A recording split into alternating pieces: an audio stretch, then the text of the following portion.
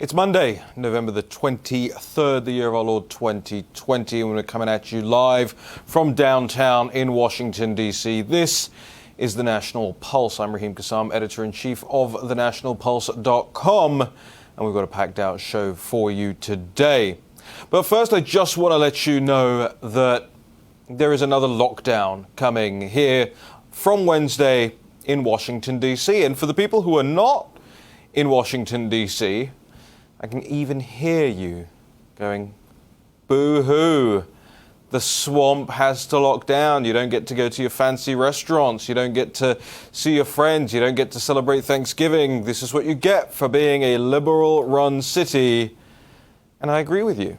But for the very few people who aren't liberals, who don't vote for this mess here in Washington, D.C., it's a disaster. It's a total disaster for small businesses. It's a total disaster for medium-sized businesses who had just started to reopen and just started to recover. And I suspect that this being your nation's capital, you will care because there will be wider ramifications to this.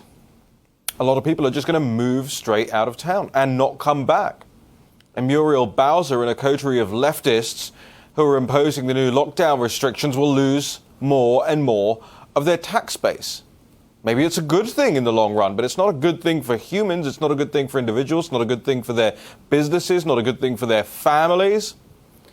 But as I say, maybe it's a good thing in the long run. Maybe the left needs to be taught that people will leave and take their tax money away with them if you keep doing stupid, asinine, scientifically, demonstrably incorrect things.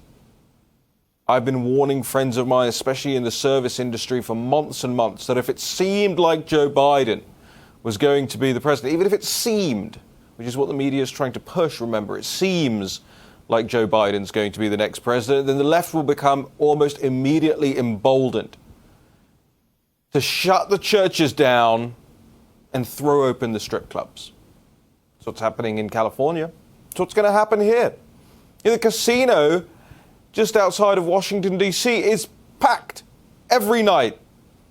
Millions upon millions of dollars. People are within a foot of each other. You're handling the same chips. You're handling the same cards. You're handling the same drinks. You're drinking in open containers with each other around. And that's fine. But if you want to go to a small restaurant, if you want to go to church, it's over. Again. And so what is going to happen over these next couple of months? Is that the big box people, the Best Buys and the Amazons and all those, will get richer and richer.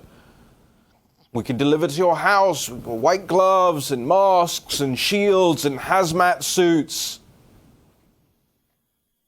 What happens to the small business owner?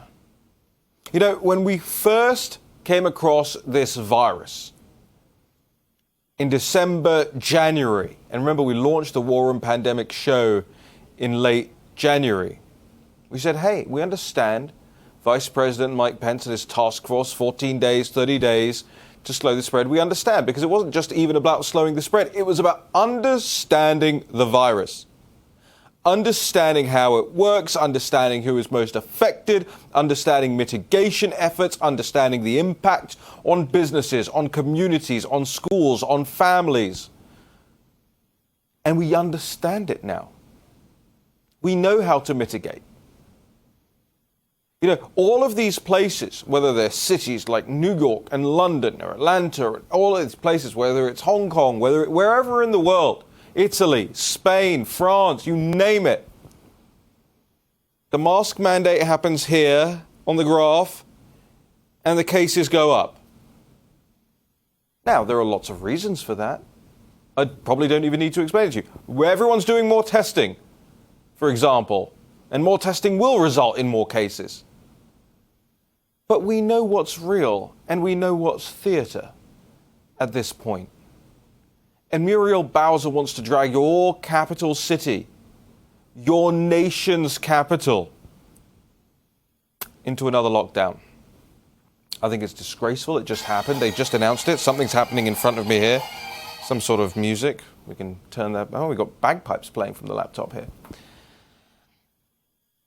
What are we going to do about this? I think bagpipes were kind of appropriate right there. We got Phil Klein from the Amistad Project joining us in just a moment. We have Molly McCann of Counsel with Sidney Powell. We have Natalie Winters back in studio. Let's get a wide shot. Can we believe we've got Natalie Winters back in studio here after her 2-week vacation? Did you have a nice, where did you go? Put your feet up? And I was working. Right, okay. I want to bring in Phil Klein here. Phil, we've only got a minute left in this segment here. Appreciate your time. But let's why don't you kick us off? Look, what you guys have been doing, you came on this show in early October. And you told us all about Zuckerberg. You told us all about what was going on with the Amistad Project and your Got Freedom website and everything that you saw with CTCL.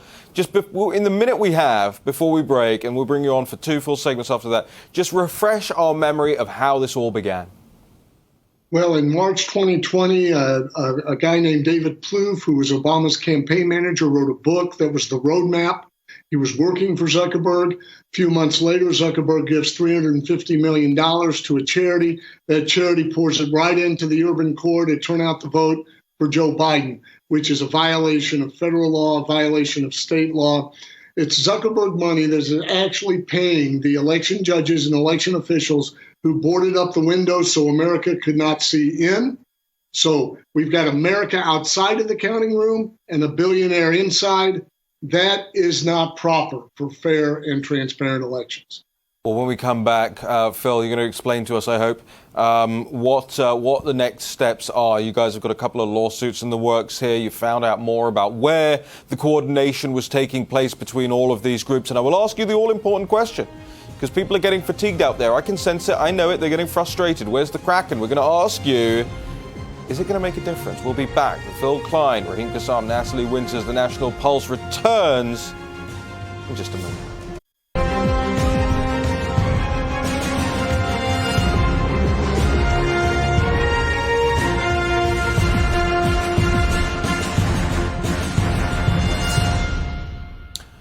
Okay, you see this on my screen here, right? Yeah, this looks all familiar, ladies and gentlemen at home. This looks familiar to you. This is the Biden bump, right? The straight up, and that's the F. And we made T-shirts out of it that said fraud, like a day after the election, whenever the graph first came out. And Teespring, which is the company that we use to run our swag, our National Pulse swag, they took that down. And what's really weird about this, and it's the same with MailChimp, there's Teespring, they didn't actually communicate with us. There's no pop-up that I can look at on my screen. There's no email in my inbox. Nobody called me from any of these companies. We do hundreds, if not thousands of dollars of business, tens of thousands of dollars of business with some of these companies as providers of services so that we can reach the audiences that we've worked so hard to put together. And they don't even communicate with us. They just take these off. They shut them down. And, talk about like expanding the curve right there and then flattening the curve elsewhere. And I want to bring Phil Klein back on this conversation that I was having with the audience before you joined us, Phil, which is about the new lockdown measures here in Washington, D.C. I think restaurants and bars now are expected to operate at a 25% capacity come Wednesday. And that's just not feasible unless you are, unless you can loss lead, i.e. you're owned by some massive corporate that can just absorb the losses. It's actually not worth even opening now. Is that the point of it? Well, I think a lot of it is about authority. And I'll give you an example. We have, first of all, we've got to protect the vulnerable and allow Americans to pursue their dreams. This never should have become flatten and crush the dream. It's about managing a pandemic. And so you protect those who are vulnerable to it, and you allow others to exercise freedom with responsibility. Now, they have passed so many laws. What this is a governor waking up and saying, I am no longer a part of the lawmaking process. I'm the law. What I decide is the law. If you have a problem, you're going to jail. And they have covered every aspect of human relationship. Is my mask over my nose and mouth or just my mouth? Am I 6 feet or 5 feet, 10 inches away from another human being? Is it 25% or 30%? And is it 11 people or is it 20 people? And when you create laws like that, there's no police force in the world large enough to enforce it. So who do they punish? People who raise their voice. And just look at it. The only people being prosecuted are those who challenge government. And by the way, that's not how America is supposed to work. That tells you it's about authority. It's not about safety. I mean, all you had to do is watch the lawlessness in the marches this summer to see that they didn't prosecute anybody for violating their orders. And in fact, many of these blue state governors marched right along with them. But when those they disagree with start to gather and march, they're prosecuted. They're shut down. Churches closed, strip joints opened. This is not America, folks. And they're playing upon your fear. They're saying, and they're giving the false promise, government's going to protect you from all harm. Right. Look, if science was the definition of freedom and safety the only goal of government, we'd all be in padded rooms and drinking this green pureed stuff my daughter makes from the vegetables around my house because she says it's healthy. That's not America. America is innovative, creative, entrepreneurial, and energetic, and they're killing. And risk takers and people who don't put up with mindless strictures. But I've got to tell you, as the foreign voice here at Real America's Voice, you know, I always looked at America. It was one of the reasons I often enjoyed visiting here, and I wanted to come here on a more full-time basis, was that Americans just didn't take BS from people. Didn't take it from their school teachers, didn't take it from their government, didn't take it from their bosses. You know, there's all this American cultural, you know, whether it's literature or films or sitcoms or whatever it is, that's kind of like, hey, you know, it's basically don't tread on me, right? Is the whole thing. It's the Gadsden flag, you know, in every single American's souls. But I've got to tell you, I'm not seeing that spirit on a day-to-day basis out there. You see it occasionally, you see it online, you see it on certain news networks and certain commentators, certain reporters and so on and so forth. I see it if I go outside of Washington, D.C. into some very remote area where people just aren't going to behave the way their government tells them to behave. My question is, why aren't 70, 80, 90% of Americans feeling like this, behaving like this, and tackling their government right now? Well, I think there's a couple of things, and you're absolutely right in your observations. I think our hearts are still there, but I think we are cowering in an umbrella of fear. I'll give you an example, and I've never experienced such fear in America. Fear to speak out because you're going to be doxxed or the mob's going to ruin your career. Fear to stand up for a cause because they'll make it more difficult for you to get a job. I was speaking with a restaurant owner in Michigan. And that restaurant owner had been given 149 new regulations on a Thursday night they must implement on Monday. And much of the implementation required devices they didn't even know how to get, certain temperature devices to check temperature without touching, all of those things. They had no idea or no avenue to get them. And they were speaking to me, and their the first thing and the last thing they said, please don't tell anybody my name or my business, because these folks regulate me and they'll step in there and they'll punish me. We have created, through the last 20 to 30 years, the false belief that if government regulates it, we're safer. That's a lie. And we've given a lot of power to government. I'll give you an example. We license barbers. You can't cut hair unless you have a state license. Now, how many rabid barbers have killed people whose hair they're cutting each year? Never. Some overzealous apparatchik watched Edward Scissorhands and got the old scribbling book out and wrote some legislation. We've got to jump to a quick break here, Phil. But we do need to, when we come back, we do need to get into these lawsuits surrounding the vote, the voter information, what's going on, Rock the Vote, Mark Zuckerberg, all of these different guys collaborating with each other. Who had the data? Who had the insight? And what are we doing about it? Phil Klein is doing something about it. It's got-freedom.org. Make sure you're heading over there, supporting their work. Some of the best in the world right now. We'll be back with Phil Klein, Raheem Kassam, the National Pulse, Natalie Winters return in just a moment.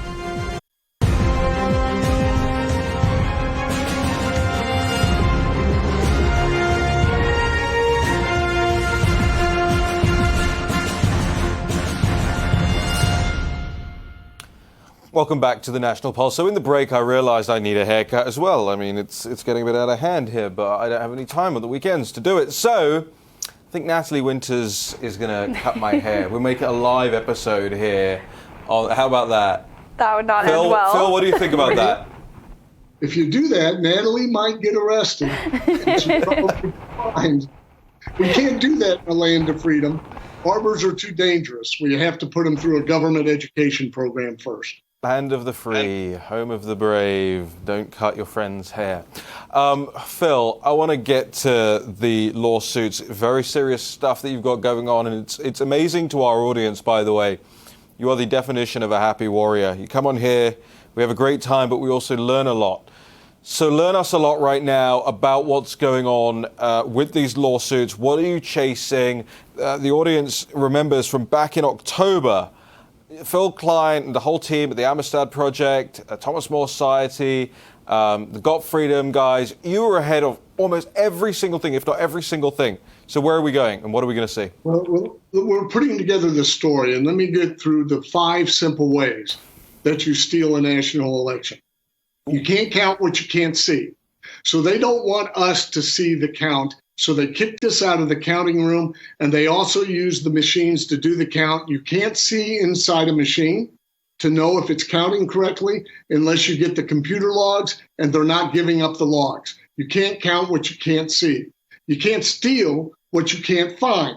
So they had special access to allow them into our poll books. At the front end to alter those poll books, and at the back end to fix what they alter. And those are some of the organizations that had special contracts with the government. You can't promise what you can't deliver. They created vulnerabilities in the delivery system of our ballots, not allowing for a chain of custody of the ballots, which would allow the infusion of fraudulent ballots. And we've got that evidence in all these cities. And you can't buy what you can't afford. Zuckerberg gave them the money to buy this election. Phil, you're a pretty level-headed guy. You don't run around with your hair on fire, screaming. I have no hair. That's why you don't run around with your hair. You don't run around with your head on fire either, to be fair. On a scale of 1 to 10, on a scale of, 10 being the JFK assassination, right? One of the most heinous things to happen in American history. I actually think Watergate was quite overblown as a scandal. A 5 being Watergate, maybe a 6 being Watergate. Where are we right now? Where is your scandalometer here? I would put it between a 6 and a 9, depending if you also include the censorship of the American voice, which is going on, right, and this assault upon free speech. If you include that with what's happening in this election, it's an 8 or a 9. So tell us about so you've got Pennsylvania, you've got Wisconsin, and you've got Georgia. What should people be watching out for in those 3 states? Well, in Pennsylvania, it's treating the ballots differently in Republican areas and Democrat areas. In Wisconsin, we have experts who've come up with the conclusion that there are over 200,000 questionable ballots because of the lawless way that Democrat cities administered the election.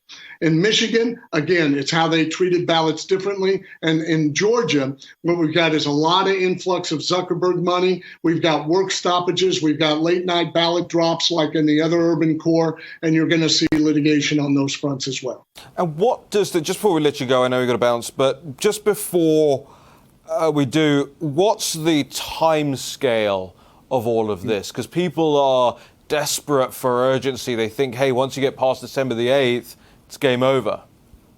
We're moving as quickly as we can. The electors vote on December 14th. That's a back-end time scale for all of this. It varies from state to state regarding certification. Electors are supposed to be seated December 8th. As we're speaking, the Michigan Board of Canvassers is meeting on whether to certify the election. So there's a lot of activity within those time scales, Raheem. And 1 hour in this game is like a century. So it's still hard to predict on that, but everybody's aware of the deadlines. And that's why we're very grateful for you taking the time out. I know you're very busy. Thank you for coming on here, updating us, updating the audience. I know you've got a lot of respect for them. They have the world of respect for you. Phil, where can they support your work? got-freedom.com. Got-freedom.com. Got-freedom.com. I want to make sure that everybody does that. Phil Klein, thank you again for joining us here. Thank you. Speaking of electors, let's bring in Molly McCann. Molly McCann's of counsel with Sidney Powell and has a thing or two to say about that. Molly, you heard what Phil Klein just had to say. Obviously, we are up against that safe harbor deadline and a couple of days after that when everything is supposed to be formalized. But give us an idea. We've got 2 minutes here. Why don't you tee us up with how this whole process works? Because the closer we move to that date, the more people are going to want to know about how this whole thing operates. Yes, Raheem. Well, I mean, I woke up this morning with a real sense of urgency because the clock is ticking and it's certainly not in our favor. December 14th is when the electors are supposed to meet and vote. And what I really want to discuss with your viewers is the idea that in some of these states where the ballots have been tainted so badly, we really are going to have to look to our legislatures, our state legislatures, to slate their own electors for the Electoral College because the vote has failed in some of these states. And they're supposed to do that, as Phil mentioned, by December 8th. But I believe that any time up until the 14th would be sufficient. So we certainly have a very, very short time frame to get the country educated, fired up, and convince these legislators that they have a duty to do here. All right, Molly, I'll tell you what, we've got a minute left here right now. I'm going to hold you over the break and bring you back in, Molly McCann. In the meantime, ladies and gentlemen, I want to make sure that you're supporting groups like Got Freedom and Phil Klein, making sure that you're signing up for Molly's emails and her website. She does every day updates. It's Molly, remind us the URL. Sorry, my head's all over the place. That's all right, www.mollymccann.com. So it's yourname.com. I should probably remember that. mollymccann.com. In the next couple of segments as well, we're going to have Natalie Winters give us an update, a broader update, pull everything back. Let's look at where we are on all these separate stories, on Dominion, on Smartmatic, on everything that's being chased right now, what we're learning, because we still continue to learn things from the hard drive from hell, especially as Biden announces who he wants in his potential cabinet. Some of them are in the hard drive, and it's not good. And we're going to talk to you about it right here on the show. Head on over to thenationalpulse.com as big tech continues to censor us. We need you clicking and sharing.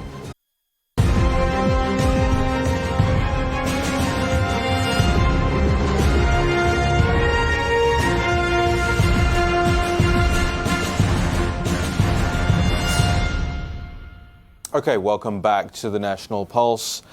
Broadcasting live from downtown in Washington, D.C., but of course, I don't know how long we'll actually be able to, given that the new strictures from Mayor Bowser come into play on Wednesday. Means I don't think you're allowed more than 10 people in indoors gathering at any given time. We're going to have to lose some people here in the studio. All right, we can lose you, Natalie. We can lose Harry out there. How about we all just do it? This is what they want, though, right? They just want us all in little boxes on the screen, and that's how we interact with each other from now on. Unless, by the way, you're going to an HBO transgender church service where they can film you and then disseminate LGBT propaganda using small children, which is the latest thing that I saw before I came into the studio here today. Just more child abuse going on out there. We'll get to all of these subjects, by the way, over the course of the next couple of weeks and months here on Real America's Voice and on the National Pulse. But right now there is an urgent need for everybody to put their shoulder to the wheel on what is taking place right now, and that is the big steal. So let's go back to Molly McCann, of counsel with Sidney Powell. Molly, you recently escaped from the swamp, and I'm very envious of it. But I want you to let's go back and talk about these electors. What does safe harbor mean? How does this process take place? Because a lot of people are getting very excited about the fact that, maybe the states can kind of just like ignore all this cheating and select whatever they want from whomever they want. How does that even work? I mean, I'm genuinely not clear. Sure. Well, first of all, I think a lot of Americans are not aware that the Constitution vests in the state legislatures the plenary authority to choose the electors. And this wasn't just by chance. Alexander Hamilton actually said that this system was meant to protect against corruption, cabal, intrigue, and corruption. Cabal, intrigue, and corruption. So, and he also mentioned that the founders were worried about foreign interference. A problem that we certainly are always worried about today, apparently. So the idea was that the state legislature would be able to keep an eye on things and guard against those evils, corruption, cabal, and intrigue. And so today, although across the nation the state legislatures have vested the vote in the people, they still have that plenary constitutional authority to choose the electors themselves. And so people are getting excited, although I noticed I did some Googling to see what the mainstream media is saying about this. And I was amused to see that they're all glossing over the idea of plenary. And they just want to say, well, since the state legislatures have vested it in the people, there really isn't a way to take it back. That's absolutely not true. The Supreme Court said in 1892 in McPherson that they always have the ability to take it back. They cannot abdicate the right. And that was reaffirmed, of course, in 2000 in Bush v. Gore. So this is certainly an option that we have, and we need to start looking. People ask me often, what can I do to help the cause? I'm not an attorney. And what you can do is start educating your fellow Americans that this is an option, and certainly start calling your state legislators, especially if you're in a swing state, to tell them that it is their duty to look into what has happened with these elections in these various states. And if there is corruption, they must take the authority back. Is there an article, a primer, somewhere that people can go on this? And if there isn't, Molly, I'm going to ask you next. Of course. Well, there are several. Before I came on, I was kind of reviewing a number of different ones. I know that there's a part. Some of what I've talked about is sketched out in an article by Margot Cleveland at the Federalist. It was published on November 19th. There are a couple of other primers. We do need one central place that succinctly works that out. And actually, on Sunday, I've already sketched that out. I think you can look for it soon in some publication, I hope. All right, good. Well, I hope you'll send it to us when it's ready. You've got the words, we've got the platform. We can boost it here on Real America's Voice and through the National Pulse and the War Room and everything that we can possibly do to make sure that people understand and that people are picking up the phone and making phone calls to the people that need to be called. So I hope in that article, in that central place that you're talking about, there are clear instructions. Who do I call? Do I call my governor? Do I call my legislator? Do I call my city council? Whatever it is, we'll make sure that people are doing it here. Molly, I'm not going to be treated very well by my audience if I don't ask you this question. You're off council with Sidney Powell. There's all this speculation and intrigue and press releases and all that going on. My attitude towards it is this. Let's link arms and march together. It doesn't matter, if one person's on the campaign team and another person's acting independently. We know that Lynn Wood has been acting independently. Is this just all a to-do about nothing that the media is trying to stir up to drive division between people? Well, certainly, Raheem, I think that the key to remember, and I wrote this on my website last night, is there are two tracks here. There's track one, it's sort of the regular fraud, and by regular, it's expansive, but it's not letting people into the polling locations and potentially ballot stuffing. And then there's track two, which is Sydney's Dominion electronic fraud. And the key is if you don't want to believe Sydney, you don't have to. The key is we all have to be focused on winning this election. And we can argue about the evidence and we can argue all about that all later. Sydney is certainly, I know Sydney personally, and I'm sure I can guarantee you that she is 100% focused on finding justice and truth here. And I'm sure the Trump campaign legal team is doing the same. And it really truly falls to us to change the mood in the nation and to help the legislatures, the key legislatures, really do their duty, which is going to be very hard because most of the nation does not understand this idea of plenary authority of the states. And it's going to be very, very difficult for these people to do their duty. So we have a real job to do, and we should stay focused on that. Molly, we'll love to have you back anytime, hopefully tomorrow, day after, whenever you can. We'd love to have you back. Just remind our audience where they can follow you. I'm at Molly McCann on Twitter and Parler, and my website, mollymccann.com. All right, ladies and gentlemen, you heard the lady. Make sure you go away, follow Molly McCann, share all of her stuff, subscribe up on her website. Molly, thank you once again for joining us here today. Thank you. We happy few, right? That's the point. Forget the palace intrigue, forget the divisions that are attempting to be sowed. Look, even what's the worst thing that could possibly have happened? Some people have had a disagreement about which direction, where to go. It doesn't matter. We're all after the same thing here, which is justice, right? Which is truth, and which is ending this corruption. If you look at this, I really challenge any Democrat to come on this show and have a conversation with me about whether or not the statistics add up, whether or not it's okay to just stop counting, hide the count from certain people. Come and talk to me about it. If you look at this from the 50,000-foot view, there's only one thing that matters: winning.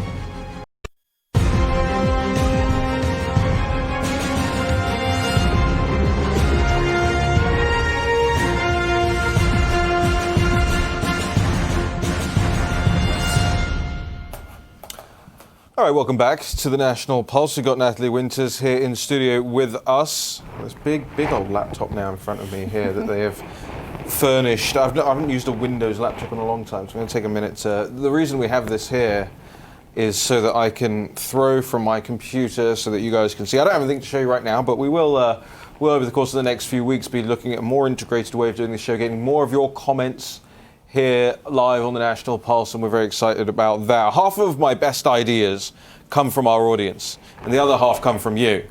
So thanks to you all. All right, let's get into this. We've got some great stories up at thenationalpulse.com, and I got to tell the audience, they are shutting us down like you wouldn't believe. MailChimp and Teespring taking away our ability to monetize, add partnerships, swag, all of that. I mean, attack on attack on attack. And I guess a lot of people will be looking at this show and watching me saying this right now and go, can't be that bad. He's not like panicking and running around screaming. I just don't have that demeanor. I'm just not that kind of guy. But let me tell you something. It's got to the point where I'd be surprised if the website was up within the next 6 months. You know what I mean? They are coming after that. It's every little thing, bit by bit. And, you know, it really helps, of course, when the audience supports us and supports our work. And we have a program. You can go to fundrealnews.com, which you can't see on the back of Natalie's laptop because she's got a new laptop, clearly paying her too much. We have some bumper stickers and all of that. Fundrealnews.com. And we get more subscribers every single day, and I'm very honored about that. It's obviously incredibly important to us because we just can't survive any other way. They won't let us monetize. They won't let us put good adverts on the site. And actually, you know, we got 8 million visitors to the site last month. That is no small amount of people in the conservative media sphere, especially for a site that's 11 months old, was 10 months old when we got those numbers. And yes, it's an election cycle and it inflates things, and it's been a particularly crazy election cycle. But I mean, from Hunter's hard drive to the great steal that's going on right now, we're ahead of all of it. So I want to take a step back. Let's go back to even to last week and talk about some of the stories that you had up. And honestly, I want to say this to the audience. Don't just listen to this and think, wow, great reporting. Do something about it. If you can't give, fine, don't give. Don't join if you can't afford to. Nobody's trying to shake you down over here. Make sure you're sharing the stories. Make sure, take it upon yourselves. Look, I'm banned on Facebook right now. I can't access. I've spent 10 years building up a Facebook page of my own, my personal one, right? 200 and something odd thousand fans on that Facebook page. I call them fans because they call them fans, right? I don't think they're all fans. There's a lot of haters in there as well, believe me. But 200,000 people in there, 450 odd thousand people on the National Pulse page that I can't access now. I can't talk to them. We put a story up. Think about this story that we put up this morning. The Dominion CEO admitting in testimony that the machines rely on Chinese parts. I used to put that story up on Facebook. That would get 3,000 live clicks to the site immediately, and they would stay there for the rest of the day. Now I can't even access that audience, right? And you can say, oh yeah, use Parler. We do. But it's not going to be as big as a thing that we had 450,000 odd people on, and they're all sharing it, and it's disseminating like that. No, they're trying to kill us. So make sure that, here's the thing, don't just click the share button in an article. If you have the time, if you have the ability, take the URL, copy the URL, go into the Facebook groups that you're a part of, the Tea Party groups, the local GOP groups, the base, right? The deplorables, where they go and chat and talk. And if it's the Donald.win and all these, go and post the links. Tell people to click on these things. Because if we die, and I just don't mean the National Pulse, I mean the conservative media. If we keep allowing big tech to suppress us and to squash us like this, then we don't have anything. Then all we're going to be doing is standing. They've got Natalie Winter standing on the street corner with a bullhorn. Have you heard the latest from China? With a mask on. With a mask on. So, where do we start?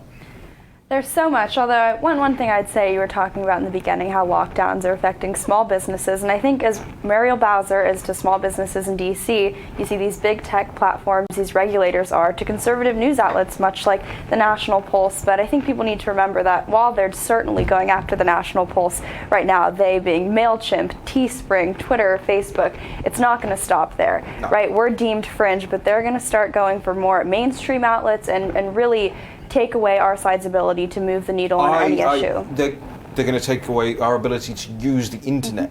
Oh, you got Xfinity? We're going to call Xfinity until they cut off your... No, they are. They did it to Laura Loomer. Everybody thought, but it's Laura Loomer. She's a nutcase, blah, blah, blah. No, she was the canary in the coal mine. They stopped her using Uber Eats, right?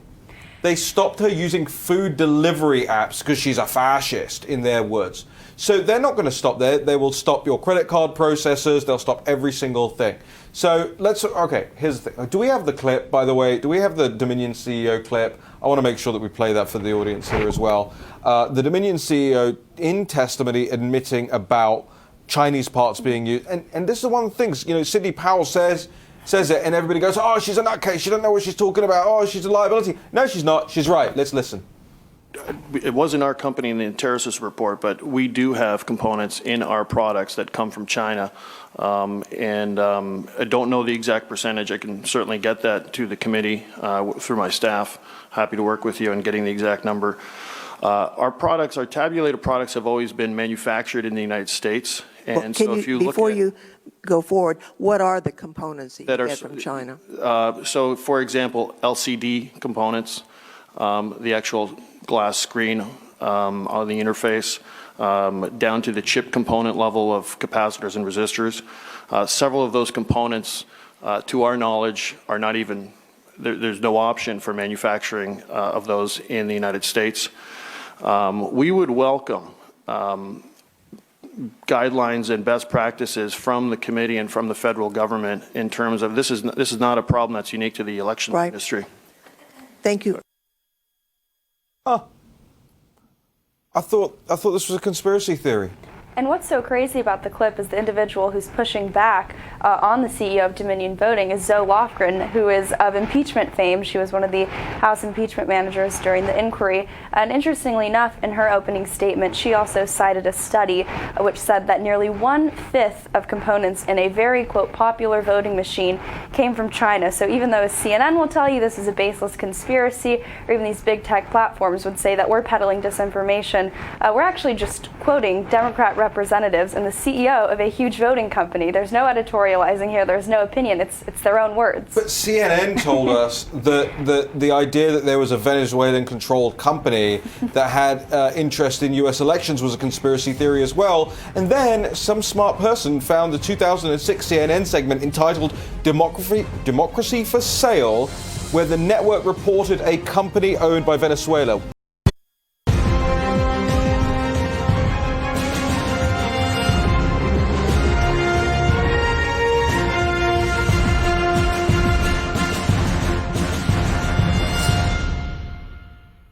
Just a little taster of what's on the website right now that we're finding on the hard drive. Some of Biden's transition team calling Benjamin Netanyahu an a-hole and a villain.